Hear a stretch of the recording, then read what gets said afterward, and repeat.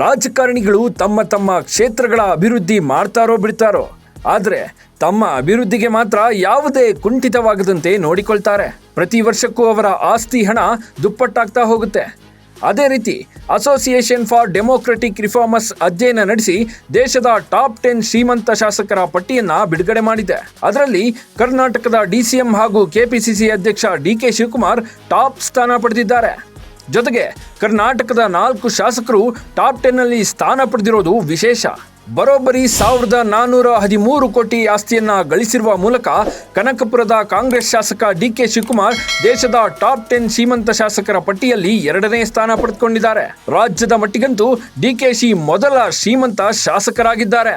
ಮೊದಲಿನಿಂದಲೂ ದೇಶದಲ್ಲಿ ಆಸ್ತಿ ಗಳಿಕೆ ವಿಚಾರದಲ್ಲಿ DKಶಿ ಮುಂಚೂಣಿಯಲ್ಲಿದ್ದಾರೆ. ಇದೀಗ ಅದು ಮತ್ತೊಮ್ಮೆ ಸಾಬೀತಾಗಿದೆ. ಇನ್ನು ಗೌರಿಬಿದನೂರಿನ ಪಕ್ಷೇತರ ಶಾಸಕ KH ಪುಟ್ಟಸ್ವಾಮಿ ಅವರಿಗೆ 1267 ಕೋಟಿ ಆಸ್ತಿ ಇದ್ದು 3ನೇ ಸ್ಥಾನದಲ್ಲಿದ್ದಾರೆ. ಇನ್ನು 1156 ಕೋಟಿ ಆಸ್ತಿಯನ್ನ ಹೊಂದುವ ಮೂಲಕ ಗೋವಿಂದರಾಜನಗರ ಕ್ಷೇತ್ರದ ಕಾಂಗ್ರೆಸ್ ಶಾಸಕ ಪ್ರಿಯಾಕೃಷ್ಣ 4ನೇ ಸ್ಥಾನದಲ್ಲಿದ್ದರೆ, ಹೆಬ್ಬಾಳ ಕ್ಷೇತ್ರದ ಕಾಂಗ್ರೆಸ್ ಶಾಸಕ ಭೈರತಿ ಸುರೇಶ್ 648 ಕೋಟಿ ಆಸ್ತಿಯನ್ನ ಹೊಂದುವ ಮೂಲಕ ಕೊನೆ ಸ್ಥಾನ ಪಡೆದುಕೊಂಡಿದ್ದಾರೆ.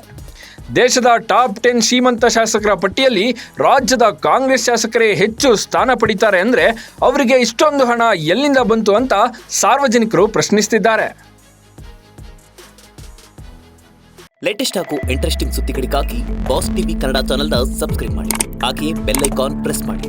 ಇದರ ಜೊತೆಗೆ ಫೇಸ್ಬುಕ್, ಇನ್ಸ್ಟಾಗ್ರಾಮ್, ಎಕ್ಸ್ನಲ್ಲೂ ಮಿಸ್ ಮಾಡದೆ ಫಾಲೋ ಮಾಡಿ.